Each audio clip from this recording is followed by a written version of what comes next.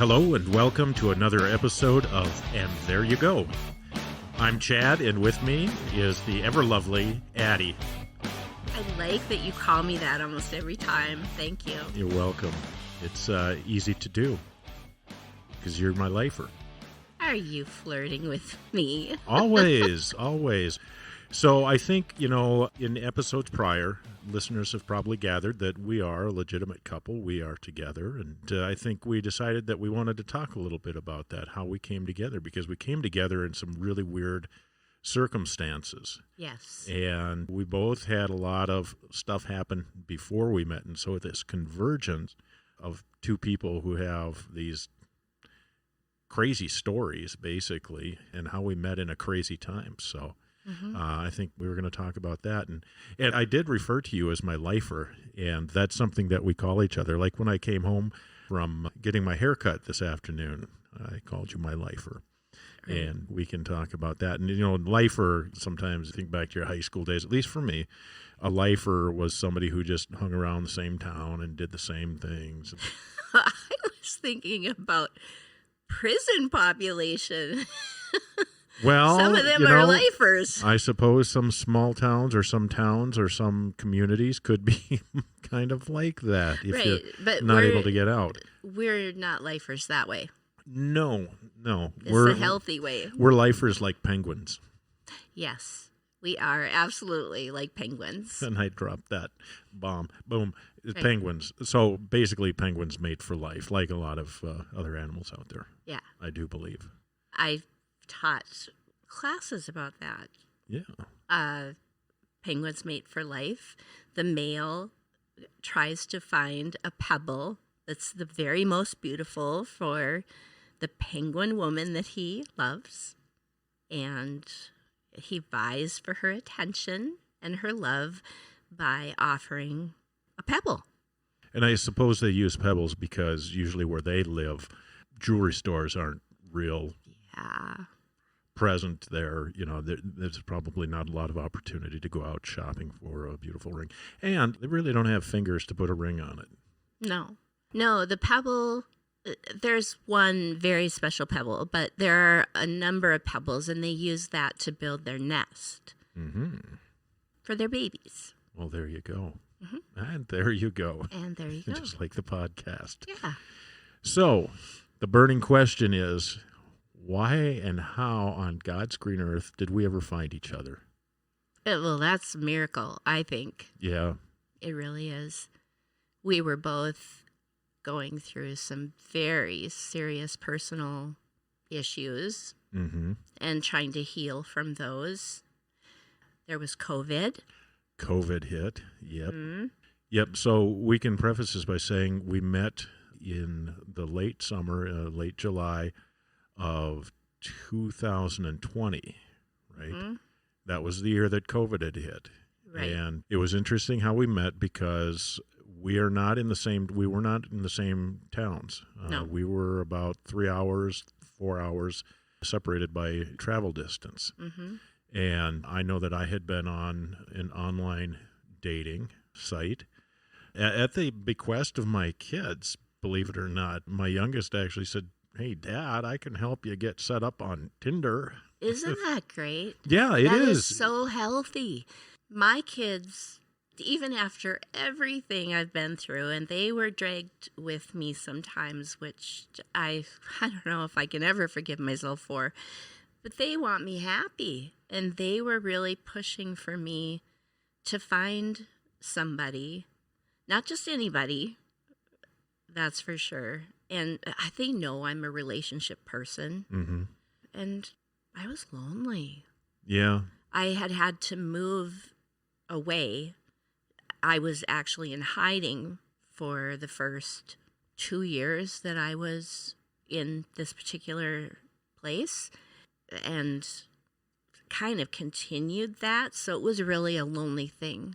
And so when you say in hiding, that's in reference to the nature of the relationship that you had just gotten out of. Right. And we've talked a little bit about that in a prior episode or two. Extremely abusive relationship that just even after the end, he would not let it end. And I was harassed and threatened. And I've done enough research and had enough therapy that I knew that under the circumstances, it was quite likely I would have to leave the state I was in, likely leave the country. Mm-hmm. I was pretty prepared to do that.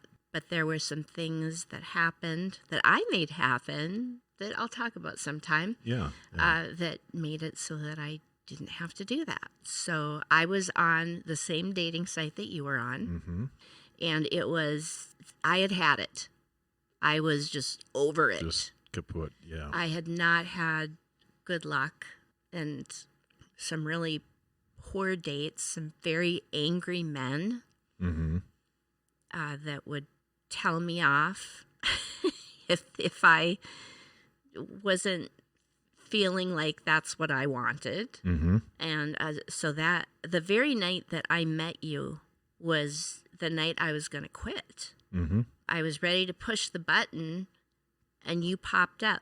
Seriously, you were that close to it? Yeah, I was that close. I knew you were close, but I don't know that I've ever heard you say it was that close. It was that close. Wow. You sent me a message, and I saw your picture. Ooh. I should probably check this out before I press the button, because you are a silver fox. Yeah, okay. Moving on. No, but I think I was in a similar situation in terms of how I was feeling alone. I don't know that I was lonely, probably to some degree, but I was alone physically for the first time in my adult life. I was alone basically for the last few years of my marriage, and maybe even longer than that. You know, how you just kind of, you exist together, but you're not really together.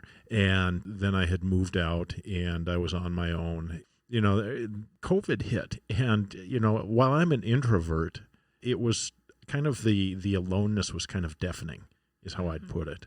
You know, I had my work, and where I worked at the time, I was what's that term, critical worker or whatever it is, you know, something to that effect, where I had to be on property for the type of work that I did. Mm-hmm. And so I had that going for me, but I had a similar experience with the dating sites. I didn't have angry men on mine. I had women who had interesting expectations sometimes, and not always truthful. I do tell. And not always truthful in how they presented themselves online. And so there's a lot of bait and switch going on. I did meet some nice people, but not, you know, there wasn't that fit. And then I saw your pictures, and the one that really caught my attention was the one in the hat that you wear. You wear hats very well, and that caught my attention. Plus, your smile was just something to just really captured my attention. So, I'm blushing. So I don't remember the exact sequence of maybe I pinged you and then you pinged me, and it created a match, and we started talking. And well, no, I don't know if we pinged on that one. Do you ping on that one? Well, okay. Okay, Miss Literal here. Well, no, but we said, okay, I'm interested in this person, and it's kind of a blind thing where, you know, you can't just start communicating with anybody. You have to have a match in your interest. So you express interest electronically, and if they do too, then you're connected. And so we did that and had a very witty interchange. Well, we did, but let's back up a little bit. I have to say that one thing that I always did before I was willing to visit with anybody is look at their profile. Is that what it's called? Yep. And you could write full sentences and create a paragraph. Yay me. And use big words like me. So I thought, oh my goodness, this is a smart man.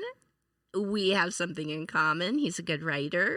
He's looking for a lot of the same things. Yeah, I think I'd like to talk to him. Yeah, and I think that's the same for me too in looking at your profile, which is probably why I pinged you.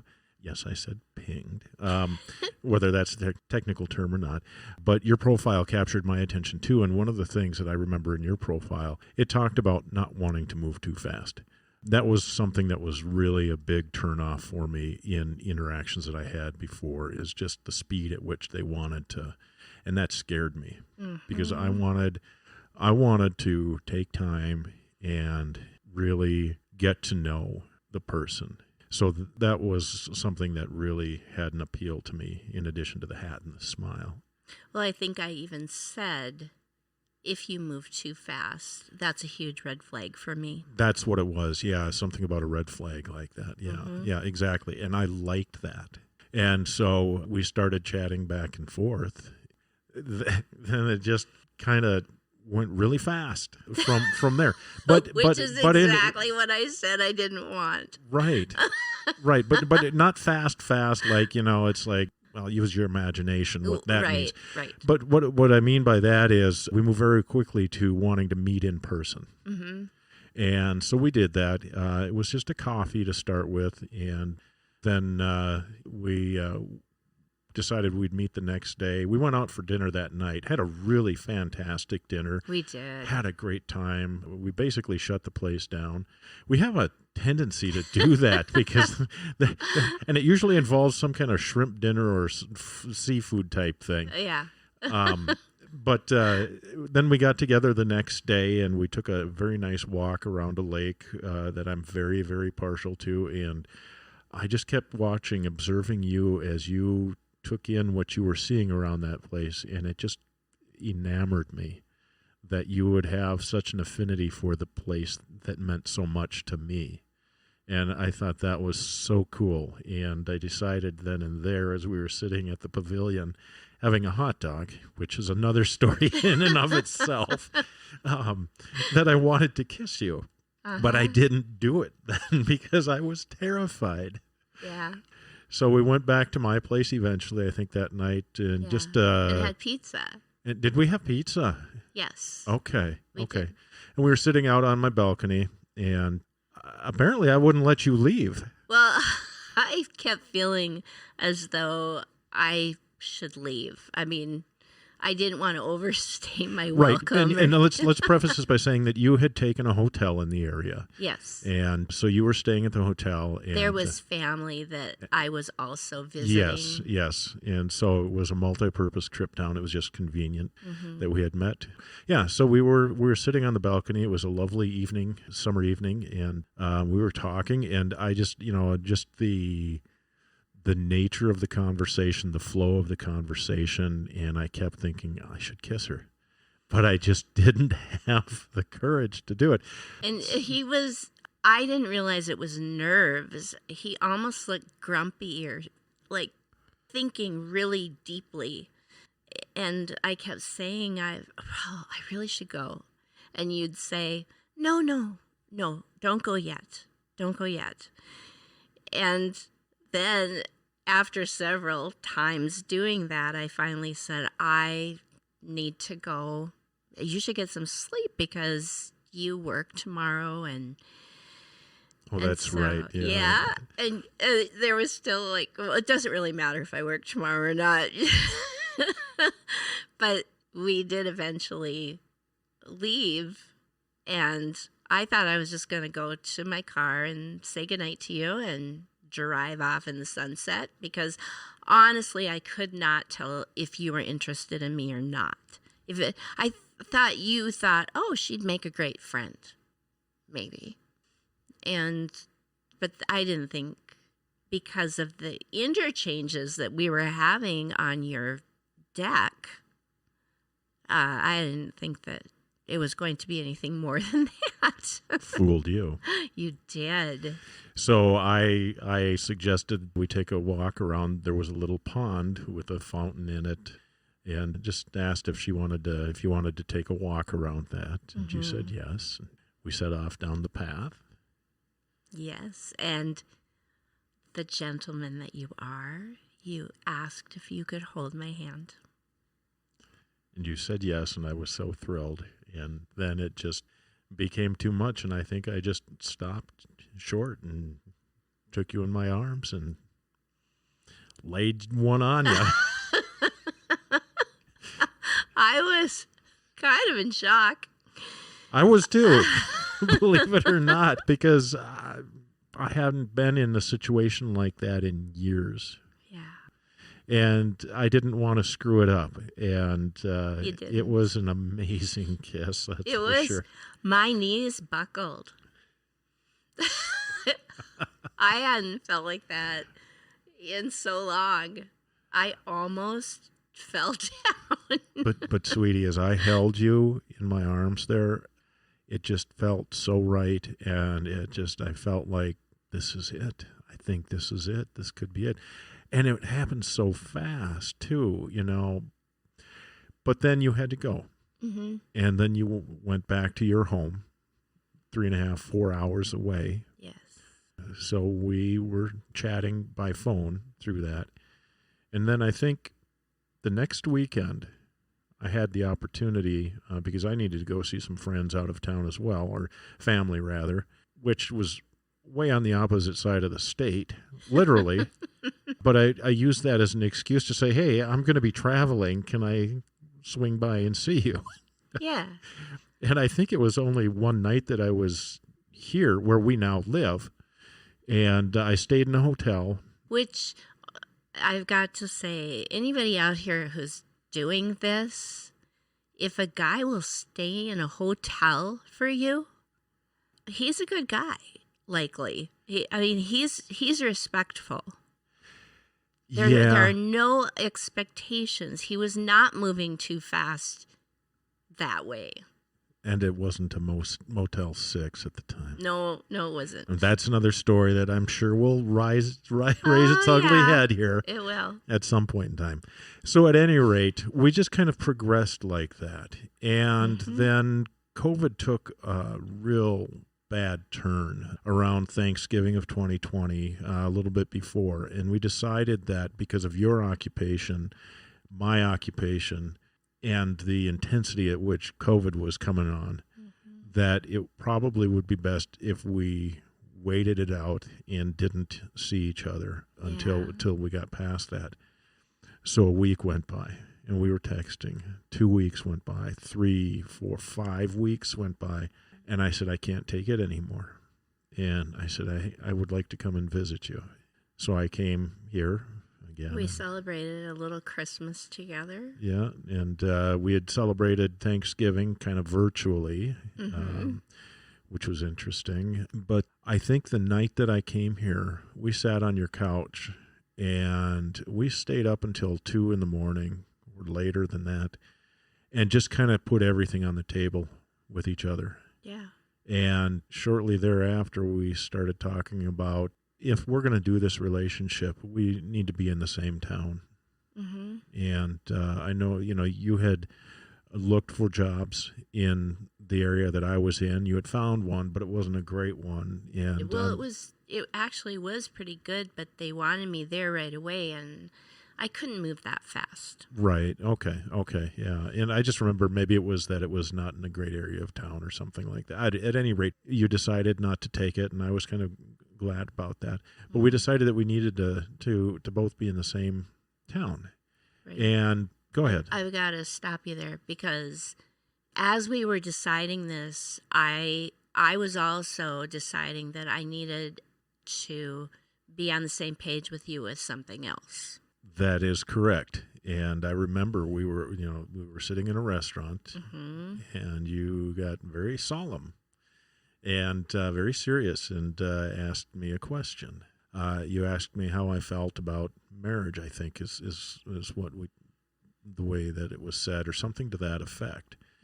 And I said, I'm all for being together, but I'm not so sure I want a piece of paper right now, at least. I think that's what I said.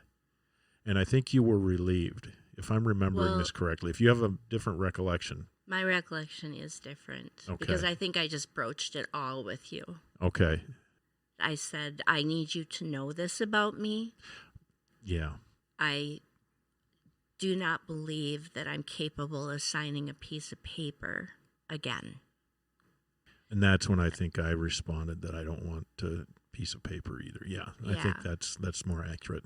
I said, I'll commit 100%. And if I do that, I mean it. I'll wear a ring. I'll call you my husband. Mm-hmm. But I don't believe that I'll get to the point where I could ever sign that piece of paper. Yeah. And can I ask, why is that? I know I have my reasons, but if you're willing to share. Well, I had bad experiences. Mm-hmm. And I mean, there was cheating involved, not on my part. Mm-hmm. The other one, I kind of have a feeling that was the case, but he also tricked me into marrying him. He pretended to be somebody he wasn't. Once I married him, he disclosed that he was an alcoholic and had been an alcoholic for 8 years, a night drinker. And as soon as he told me that, the abuse began. And because there was a piece of paper there, it was hard to extract yourself from right. that. Yeah. And because of his profession, it made it even more difficult to extract myself. Mm-hmm. Yeah, and I had a very similar experience. I mean, when you're that bound together, it's hard to extract yourself, even if it's a very ugly situation.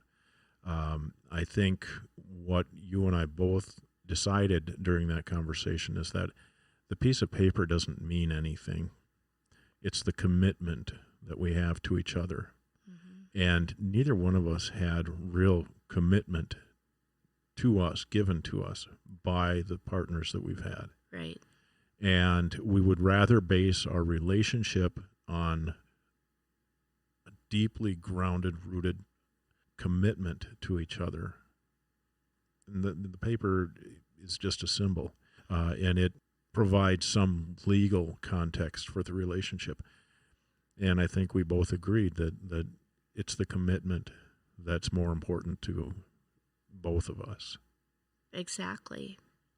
And I guess maybe it probably made me feel safe because I could walk away if some abuse started. And I felt the same way if I could. And it's not a I'm ready to bail on you. And you're not ready to bail on me. It's we have an absolute commitment to each other and to work together to make this the relationship that it's become and it's continuing to grow into.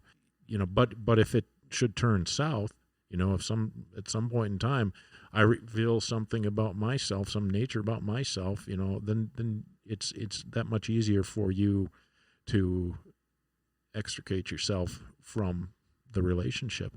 And I pray to God that you would, if ever something like that occurred. I don't want to be the kind of guy that is like those other guys. Well, or like you my just simply relationship. aren't anything like them. And I've never felt somebody more committed to me than you in a million years. I just think if you're not my person, I don't think I have one. That's how I feel. Well, that's something that we've talked about, is that we found our person. Right.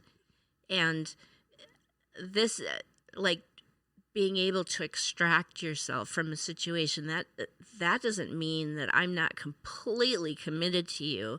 If you got sick or if I got sick, we would take care of each other. Mm-hmm. There's almost anything, we would take care of each other and we would be there for each other as committed partners. Mm-hmm. But if there was cheating, if there was abuse, we could extricate. Yep. Regardless of the offending party, the other person would be able to move out of that situation that much easier. And again, if it ever came to that and I was the offending party, I would say, please move as quickly away from me as possible. Well, same. Yeah. Well, exactly. And so our commitment really became the foundation, but we also wanted a symbol of our commitment to each other. And so we decided on a traditional symbol, which are wedding rings. And so we both wear wedding rings as a sign of our commitment to each other.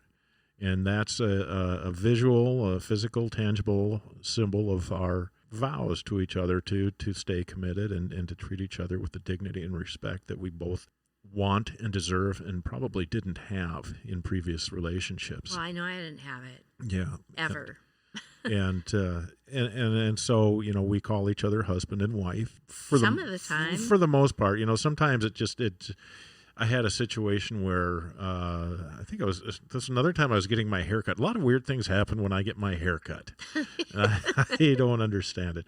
But the way that the person, the stylist, and yes, I said stylist, not a barber, a stylist. Well, you use product, honey. Oh, so okay. So you are going to a stylist. Yes, and I did talk product today with the stylist. So, but she asked a question in such a way that it was just easier to say something like my significant other or something like that. It just kind of came out that way. But that's not, the label itself is neither here nor there. But, everybody where I work now knows you as my wife. And, Same. Husband. Well, yeah. Thank you for that. Yes. You're welcome. Yes. I now pronounce you Larry and Larry. That's a movie that two guys pretended to be gay so that they could reap the benefits of, or some kind of situation where they, if they were married and they were gay, they could whatever. But I now pronounce you Larry and Larry. All right. There you go. And there you go. And there you go. So, we talk about labels and terms and we talk about how you're my person. What does that mean to you to have me be your person? Why am I your person? That is a huge question. I think that my heart knew. My heart knew you were my person because of how well we get along, because of how much fun we have together, because we work on issues, if there are any, in an adult sort of way, because we're both healed enough so that we can be healthy in a relationship. We have so much fun together. I had no idea that there would be a person that I could be around almost all the time. And we can always find something to talk about and have fun together. And it's 50-50 or 100-100. I don't know how to say that exactly, because on any given day, you might have to give 80% because your partner is struggling. Mm-hmm. But we get that. Mm-hmm. And so we can do that. And we want to do that for each other. It's just not even in question. Right. There was more that I was going to add to that. Oh, as well, there's a never-ending stream of conversation. Mm-hmm. And we both communicate so well together because we also listen well to each other. What? Don't even. I'm sorry. I mean, those are just some of the reasons. We understood each other's traumas too. Right. And I think that you have probably something to say about that. Well, absolutely. And I think, when I went into this whole dating thing and thinking about possibly finding somebody, my hope, my stated hope to myself was that I could find somebody who would understand my story. Somebody who wouldn't just listen and go, oh, okay, he's a recovered alcoholic. Somebody who had some direct experience with something like that, so that they had, and it's kind of sad to say this, but they had their own struggles, so they understood the struggles that I went through. Mm-hmm. And I think that's something that's connected us too, is that we both went through hell and we were able to walk out. And now we're going back in and taking buckets for other people to help put out the fires of hell. That's one of the things that we're trying to do. But that neither here nor there right now, but this notion of having this connection, this deeper connection. And I think that's why the conversations are so deep. And that's why the laughter is so authentic. I have laughed more out loud with you than I have my entire life. I guarantee it. And that's something even my kids would tease me about is dad doesn't laugh out loud. And so I remember one Christmas a few years back, my youngest boy got these kind of goggles that you could put on and put your phone in. It was like a 3D experience. And he put those on and he was kind of bumbling around the family room amongst all the wrapping paper that had been strewn all over the place and stuff. And he's just bumbling. And it was, I don't know what it was about that situation. It was so comical that I was just laughing so hard. And the kids were laughing too, my two other kids, but they weren't laughing at my youngest. They were laughing at me and they're saying, God, Dad's laughing out loud. They were so surprised and they were incredulous. And I was just like, Dad's actually vocalizing his laughter here. And so that was a very rare thing. And with you, it's like every day there's something that we laugh about. And Well, that's I'm a laugher. you are. I mean, and I think maybe that's what gets me going. You're kind of my laughter catalyst here. But it's awesome. And it's helpful because, I've got such a quirky sense of humor that you're a good audience for me. Well, I can sing things back at you. Yeah, well, and That's yeah, fun. yeah, you're pretty sassy like that. I like to tell you that you're full of sassage when you do that. But you are very quick. You are very smart about your retorts. You get me at times with those zingers, and the thing is, I like that, and that's something that I didn't have before either. And so we're operating like at equal levels on a lot of different things, and that makes it so much fun. I think we're both in agreement as well that to us, life is not about things. No. Life is about experiences. Life is about experiences and people, and yeah, absolutely. And so we're somewhat minimalist. Yeah. I think probably as things go on, we'll become even more that way just because experiences are our number one deal with each other. Yeah. I mean, traveling and food or theater or music, just whatever. Right.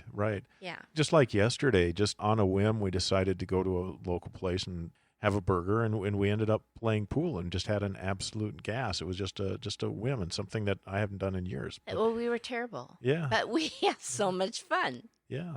So, we talk about different labels for each other. And one night we were sitting in bed, and I don't remember how it actually happened, but you referred to me as your lifer.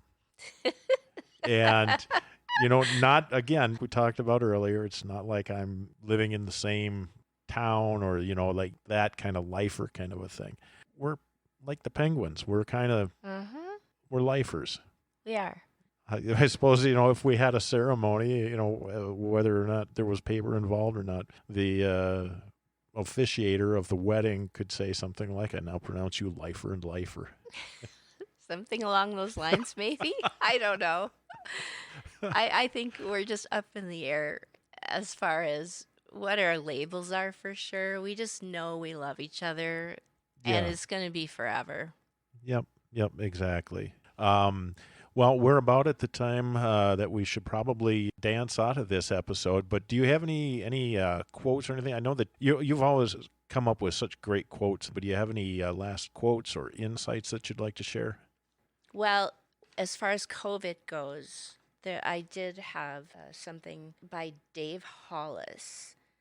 He said, in the rush to return to normal, use this time to consider which parts of normal are worth rushing back to. Right. And I think the two of us really learned a lot. Yep. Because of COVID and what's really important. I think we should explore that notion of normality and what our values are, because I know my values have changed over time. I think that's something that we could talk about in a future conversation here. So. Right. But I have another quote. Go for it. Love Elizabeth these. Gilbert. You were given life. It is your duty and also your entitlement as a human being to find something beautiful within life, no matter how slight. And I think that we helped each other back. I think so. All right. Well, Miss Addie, thank you again. Once again, it's been a fantastic conversation. Thanks, honey, for being my lifer. Hey, right back at you. Hey, something else that's exciting that we have to talk about is our new website. Mm-hmm. And we're using a different type of I don't know what it is. It's not the .com or whatever, but it's andthereyougo.live. Yes. And we'll be posting things out there, links and all that kind of great stuff, but it's something to look forward to. So check it out, andthereyougo.live. Until next time, everybody, be well. Be well. And be happy. Exactly. Bye-bye. Bye.